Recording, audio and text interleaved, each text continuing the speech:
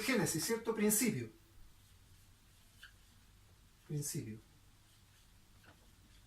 En ese principio sabemos que, o de ese principio sabemos que se exceptúa el creador de todas las cosas. Porque se está hablando de la creación de aquel que se exceptúa de todas las cosas. Sí. Más fácil para entenderlo no podríamos expresarlo. O sea, aquel que creó todas las cosas se exceptúa de este principio. Claro, porque él no tiene principio. Porque no tiene principio. Y él es el que crea. Por lo tanto, ¿qué es el principio de la creación? Eso lo vamos a dejar ahí. Tenemos nosotros que la luz es pieza fundamental para poder garantizar la vida. Como dice Juan. ¿Cierto? Y la vida era la luz de los hombres. Eso es lo que garantizaba la vida. Esta luz, nosotros al llevarlo a un nivel espiritual, aunque en el judaísmo se le llama Sod, esto es lo más alto o elevado en cuanto a la interpretación de un pasuk o de una parashá, que viene siendo el pasaje completo. ¿Se fijan? Entonces, cuando se habla de la parashá Génesis 1, se habla de todo el capítulo. Ya. Y cuando se habla del pasuk, se habla solamente de versos. Y según los entendidos, dicen que existen al menos 7000 interpretaciones de un mismo pasuk o visualizaciones de un mismo pasuk a diferentes niveles. Hay varios niveles. Después vamos a hablar acerca de los niveles, o más adelante vamos a hablar acerca de los niveles de interpretación. Para poder llegar a este nivel máximo, hay que estar en la luz. ¿Se entiende? Y la luz, ¿quién es? El Mesías. Porque Él es la Torá viviente. Él es el que conoció la verdadera interpretación de la ley. Cómo cumplirla, cómo darle cumplimiento para poder garantizar hacer la voluntad de Dios. ¿Qué es lo que tenía inmerso aquel que cumplía como promesa? ¿Qué tenía inmerso? La promesa, ¿cierto? Que el que haga tales cosas vivirá por estas. Ahí estaba la vida. ¿Qué es lo que había como compromiso de parte de Dios para aquel que cumpliera todo esto? Vida. Vida. Si usted se fija, y me refiero a todos los que estén oyendo este mensaje, nosotros tenemos la configuración clara de lo principal como atractivo para el ser humano.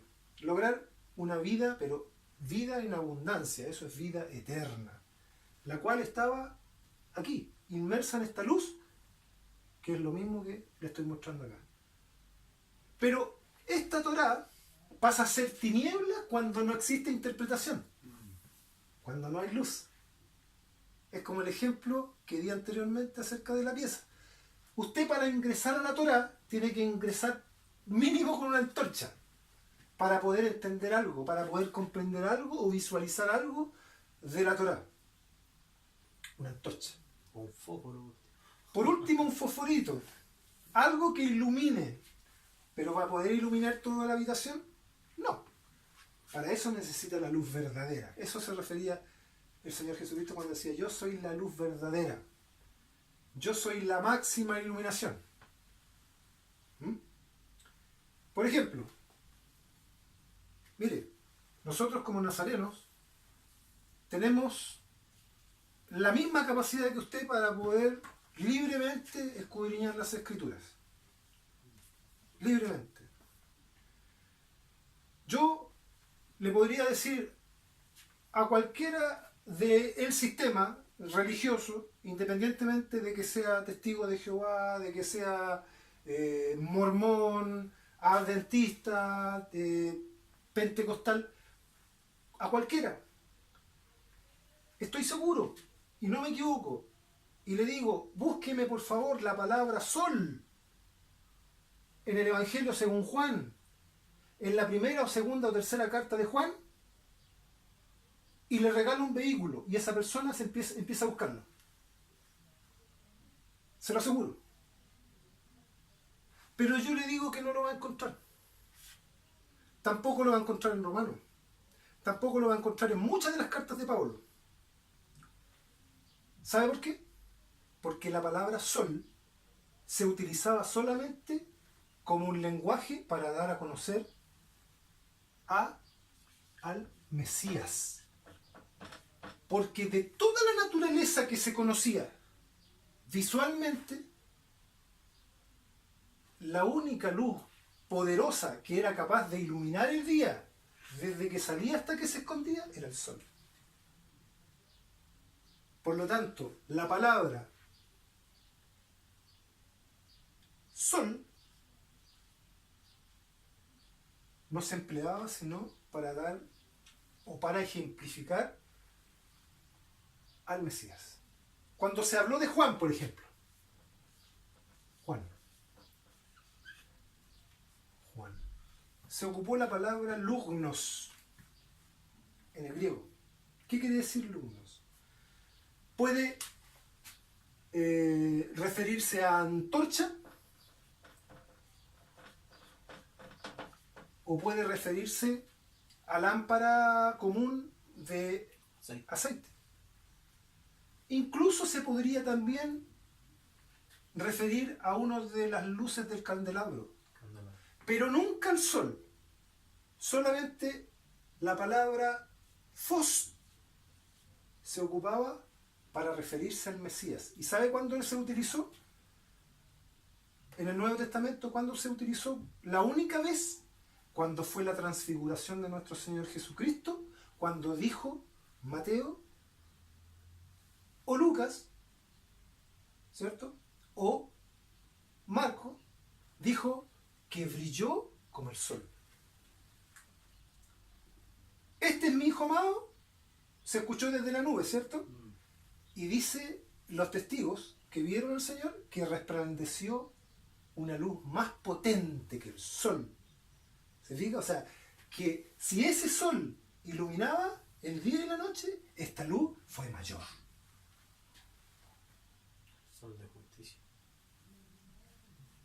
Entonces, ¿de qué estamos hablando nosotros?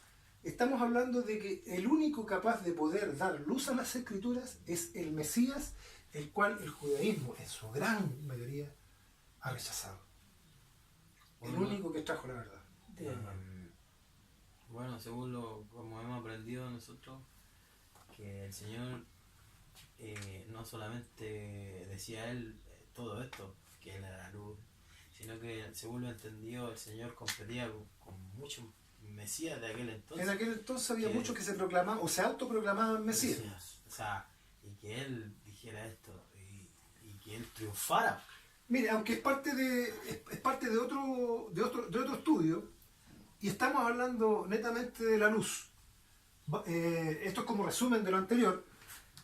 Voy a hacer un pequeño paréntesis en relación a lo que usted está diciendo. Se levantaron muchos mesías en aquel tiempo, pero ¿qué es lo que era necesario? ¿Qué es lo que se pedía como requisito para poder ser mesías?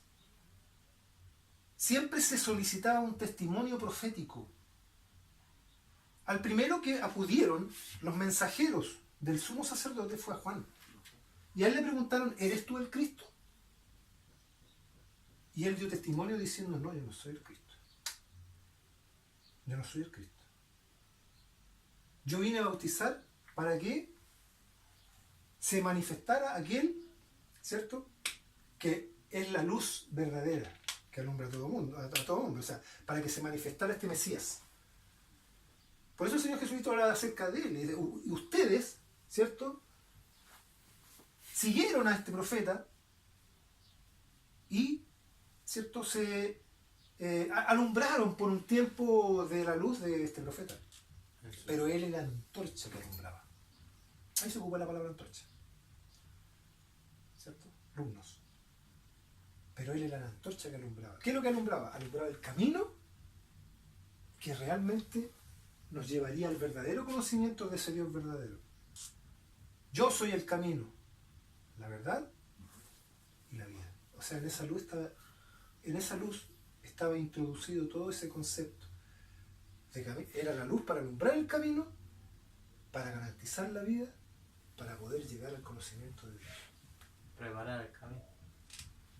Bueno, eso es como un paréntesis. Moisés.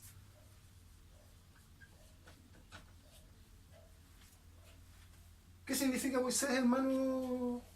Nacido de las aguas. Nacido de las aguas. Tenemos que introducirnos primero a conocer a este varón, porque este varón es el que nos va a dar a nosotros las primeras pistas para conocer, ¿cierto?, el lenguaje que hablaban los discípulos del Señor, porque aprendieron. Mire, el Señor dice las ovejitas son capaces de entender la voz del pastor. Ellos oyen la voz del pastor y la reconocen. ¿Sabe a qué se refiere eso? Ellos entendían el lenguaje. Cuando silba un extraño, la oveja no va a correr. No. Pero cuando silba el dueño de las ovejitas inmediatamente acuden, porque conocen su voz. De eso vamos a hablar ahora. Moisés y el lenguaje. Moisés escribió de acuerdo a un lenguaje que nosotros debemos entender como un lenguaje egipcio antiguo, porque él fue criado en Egipto y fue cobijado por la hija de Faraón. Así dice la escritura. Esteban, si gusta, puede buscar Hechos capítulo 7, y ahí nosotros vamos a entender que Moisés recibió un tipo de conocimiento, el gran Moisés del pueblo judío. Los judíos dicen que no existe un varón con el conocimiento y con las cualidades de Moisés, y no existirá. Pero el mismo Moisés dijo: profeta como yo. ¿Qué es lo que significa eso, hermano Luis? Profeta como yo. Como yo. Así como yo. El mismo tipo de profecía que yo hablo. De la misma forma que yo enseño, de la misma forma que yo educo, De la misma forma que yo nací. de la misma forma que yo nací. Es que es todo, ¿ah? Todo. Todo. Aquí se van a maravillar. Moisés significa, como dijo nuestro hermano, significa engendrado de las aguas, nacido de las aguas. No significa sacado de las aguas. Mire, Ramsés, ¿sabe lo que significa? Hijo o engendrado por Ra. Ra, una deidad egipcia. Moisés es Monses en egipcio.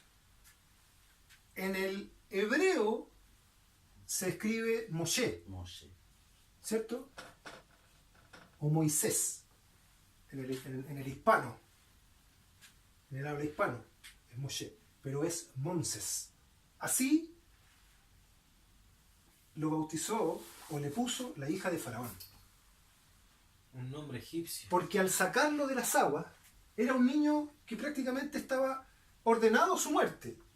El faraón, recordemos que había dado un edicto, había proclamado, ¿cierto?, que todos los hijos varones hebreos debían morir, porque se propagaban mucho, crecían tanto, y tenía miedo de que esa propagación en algún minuto provocase que ellos se levantaran en contra de los egipcios y Disidentes. exactamente llegaran a producir Una rebelión. sí, una rebelión, o a despojarlos de su capacidad de gobierno, a dejarlos sin gobierno, porque crecían demasiado. ¿Sabe usted, hermano Luis, que los hebreos eran tan inteligentes, hermano? Eran personas tan capaces en la construcción que nosotros a través de esto vamos a entender quiénes fueron los que hicieron las grandes edificaciones en Egipto. No. ¿Sí? Que hasta el día de hoy permanecen. Ramsés, como le decía, significa hijo o engendrado por Ra. Así todos los nombres que tienen Mses es hijo de o nacido de. Por lo tanto, Moses es nacido o engendrado de las aguas. Literalmente nació nuevamente porque al tomarlo, al cobijarlo, la hija de Faraón garantizó que este niño viviera. Su seguridad. Y fue criado, según lo que nos relata nuestro amado hermano Esteban, de bendita memoria, como decimos nosotros los nazarenos, ¿cierto? Lo que nuestro hermano ahora nos va a leer. Y fue enseñado Moisés en toda la sabiduría de los egipcios y era poderoso en sus dichos y hechos. Toda sabiduría de los egipcios y era poderoso O sea, era un En egiptólogo sus dichos y hechos. en todo su esplendor. era un egipcio en todo su esplendor y sacó a un pueblo egipcio Amén. que durante 400 años les construyó las más hermosas edificaciones a los faraones. Y eso fue lo que más le dolió a Faraón cuando se fue el pueblo, porque ya no tenía quien les edificara sus pirámides y sus maravillosas esculturas que tallaron con la inteligencia de los hebreos. Se le fue la mano de obra. Se les fue la mano de obra. Se le fue la capacidad intelectual, que hasta el día de hoy están ahí y sobreviven, y no existe en la tierra un arquitecto o un constructor que pueda entender cómo construir una pirámide similar, sabiendo que piedra sobre piedra estamos hablando de volúmenes tremendos, ordenados de una forma totalmente milimétrica Micro. y no sé, yo me saco el sombrero en esa edificación. Millométrica. Cortes perfectos, que hasta el día de hoy no saben cómo se hicieron.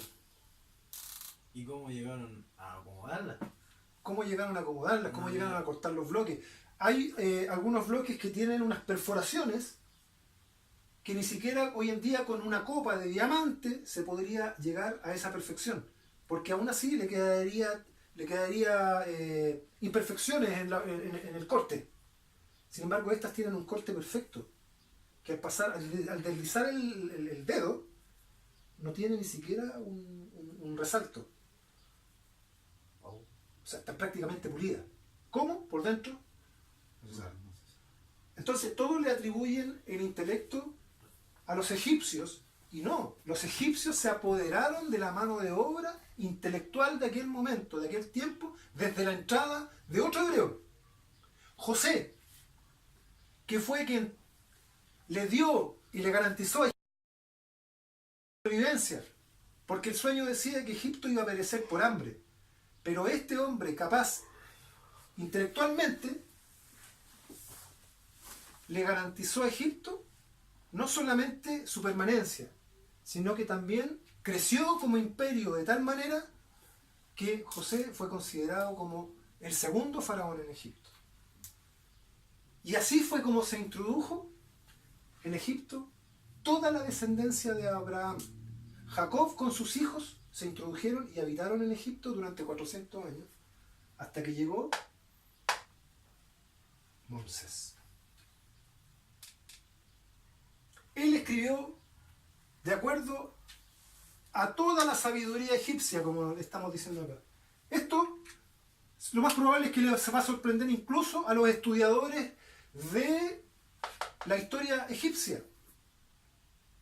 Les va a sorprender, porque han tratado de encontrar a Moisés dentro de las ruinas, pero no lo van a encontrar. Lo van a encontrar a través de las escrituras. Porque acá está la verdad de todo. Nunca Un historiador va a escribir sus derrotas. Siempre va a escribir sus triunfos, Como la estela de Merepta. como la estela de Benedicto. Siempre los historiadores van a escribir de acuerdo al punto de vista de sus éxitos, pero jamás van a poner ahí como historia que fueron derrotados o que fueron aniquilados por un gran Dios que fue manifestado a través del brazo de este hombre, Moisés. ¿Ven? Toda sabiduría egipcia. ¿Les damos el bonus track? Amén. Mire, les tenemos preparada una sorpresa. Vamos a empezar a introducirnos en el lenguaje que utilizaba Moisés. El Señor Jesucristo dijo así como Moisés levantó la serpiente en el desierto. Así es necesario que el Hijo del Hombre sea levantado. Ese levantado, ¿a qué se refiere, hermano? Exaltado. Exaltado. La palabra, Eso está en el interlineal también. así en el parece. interlineal griego usted puede ver el mismo texto, interlineal griego de Francisco de la Cueva, es muy bueno. Pero cualquier interlineal en donde usted vea el original del griego, va a ver la palabra exaltación. Eso es elevar, Levantar. poner sobre. Sobre. ¿Ah? Por ejemplo, Cuando la Biblia habla que Dios levantó a su hijo, ¿quién estaba sobre el sacerdote? el sumo sacerdote. Sumo sacerdote. Él es exaltado por sobre los demás sacerdotes. ¿Entiendes? Ese es el concepto. Mire, hermano Luis, búsquese Números capítulo 1, verso 52. La señal en lengua 1, sí, en lengua hebrea antigua, perdón, en lengua egipcia, en el egipcio antiguo, la palabra Dios se escribía de la siguiente manera: una banderola o una bandera. Esa bandera significaba Dios o presencia de Dios.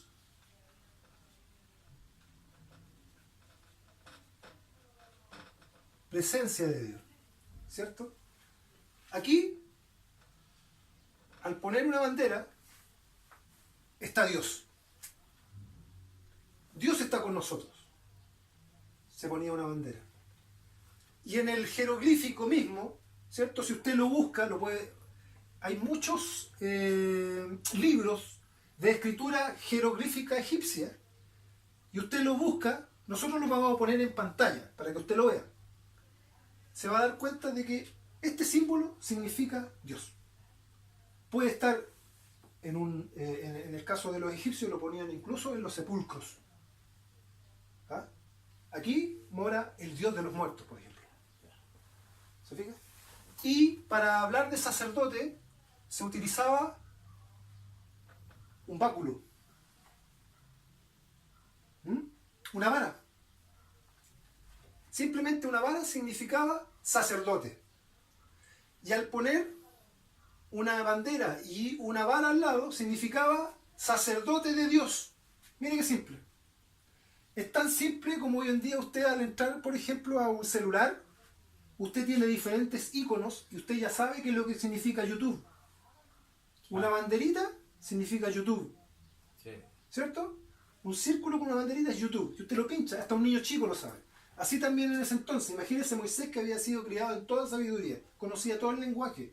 Porque este lenguaje se utilizaba a nivel sacerdotal. A nivel intelectual. Se utilizaba esto. El intelecto estaba en el sacerdocio. ¿Se fija? Mire. Léame, hermano Luis, la cita que yo le pedí que buscara. Números 1, 52. Dice: los israelitas acamparán cada uno en su campamento y bajo su bandera, por cuerpos de ejército. Pero los levitas acamparán alrededor de la morada del testimonio, y así no se desatará la cólera contra la comunidad de los israelitas. Ok.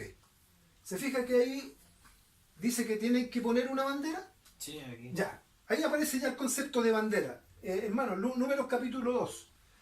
El primero, Léase el Número capítulo 2 desde el versículo 3 en adelante. Mire, fíjense en lo siguiente. Acá nos vamos a dar cuenta de que la utilización de la bandera precisamente va a reflejar que Dios está aquí.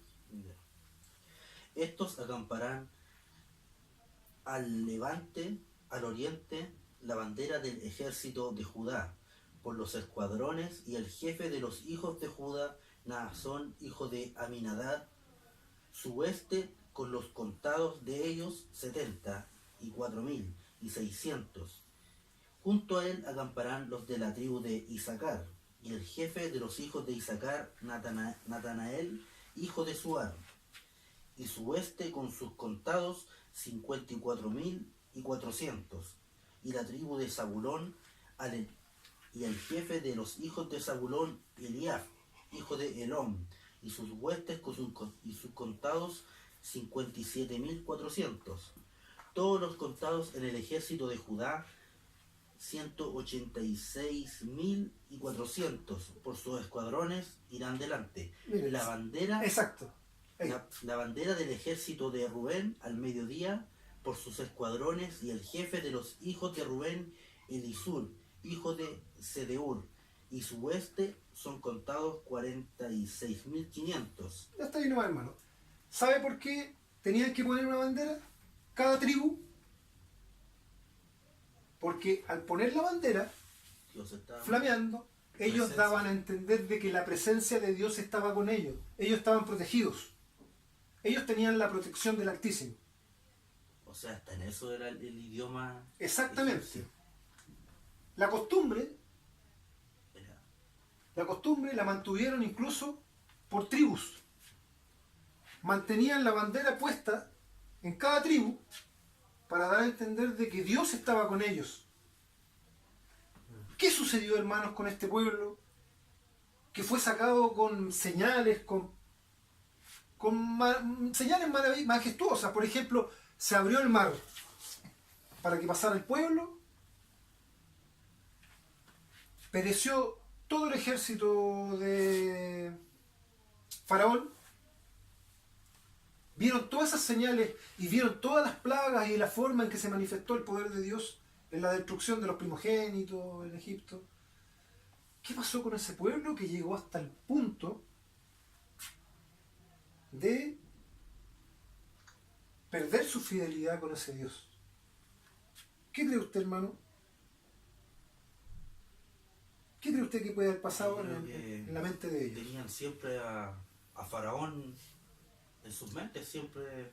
Mire, era tal el asunto que extrañaban Las riquezas de Egipto. las riquezas de Egipto, la comida de Egipto, el El agua. bienestar en Egipto, el agua de Egipto, las carnes y todo lo que había en Egipto, que llegó al punto de Dios castigarnos y enviar serpientes para que los mordieran y murieran.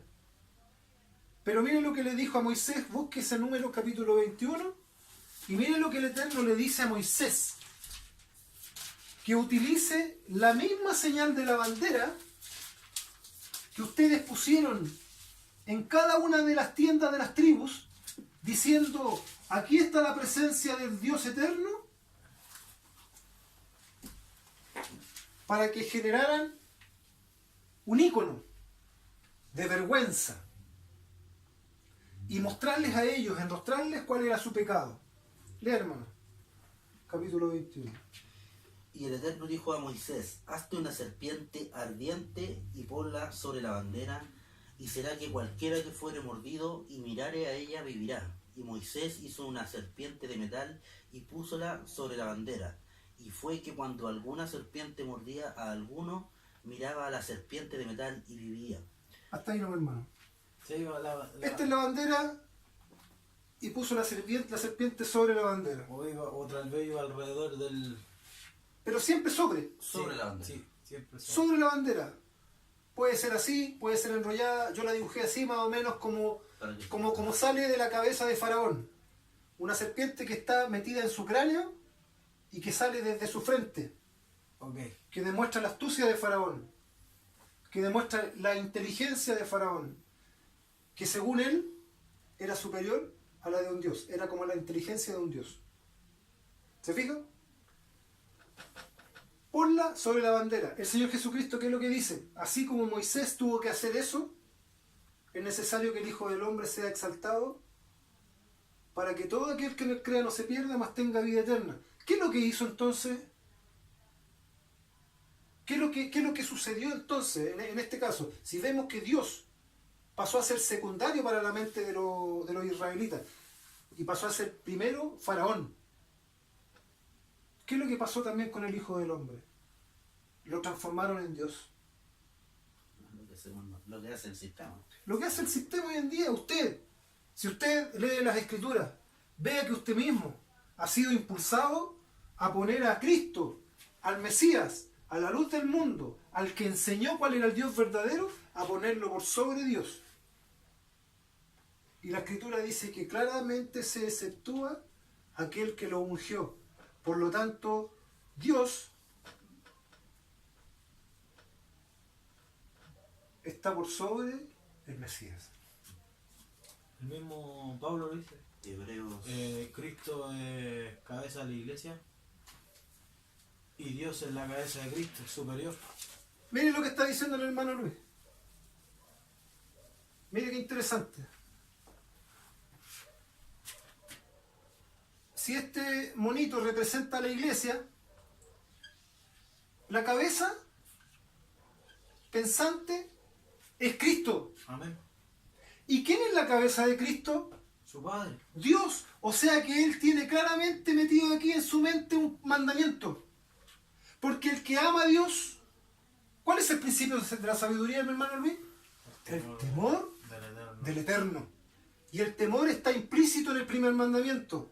Oye Israel, el Señor nuestro Dios, el Señor es uno. Ejat. Por lo tanto, ese Dios está inmerso en ese mandamiento, el cual está inamovible en la mente de Cristo y en la mente de la iglesia. Porque nosotros pensamos como Cristo, porque Cristo es nuestra mente, y Cristo piensa Como su como Dios. Dios. Amén. No, eso está claro. Si Pablo y los demás apóstoles enseñaron esto, ¿por qué nosotros No tergiversamos. tenemos el derecho de poder cambiar algo que fue establecido por Dios mismo? El primer mandamiento, el más importante de todos, Shema Israel, Adonai Elohenu, Adonai Ejad. Un solo y único Dios verdadero, el cual es sobre todas las cosas. Creador de todas las cosas, como lo vimos al principio. Que procede y de él proceden Todas las cosas. Todas las cosas. Alguna vez me preguntaron ¿cuántos salvadores tienes tú? Porque dice la Biblia que Jesús es nuestro salvador. Yo le dije, la salvación solamente procede de la fuente salvadora. Que Dios no puede proceder de ningún otro. Y Dios utilizó la salvación perfecta. Un hombre en calidad de salvador. Si el mal pesaba 1 en bondad, ¿cierto? Se creó una balanza perfecta que hizo que Él pudiera pagar los pecados de cada uno de nosotros. La ofrenda perfecta. Se ofreció, ¿cierto? Una ofrenda perfecta. Yo creo que con esto queda más que claro. Bueno, Los estamos introduciendo a algo bastante fácil de entender. Cuando entienda el lenguaje de Moisés, podrá entender de qué forma hablaba nuestro Señor Jesucristo. Muchos piensan que era un loco. Muchos piensan que hablaba como un chiflado. Pero él hablaba un lenguaje. Si usted tiene oído, es una ovejita que escucha la voz de su Señor. Pero si no oye, no hay nada más que hacer. El que tenga oído, oiga para oír lo que el Señor dice a través de su palabra. Oye mundo, el Señor nuestro Dios, el Señor uno es. Buenas tardes.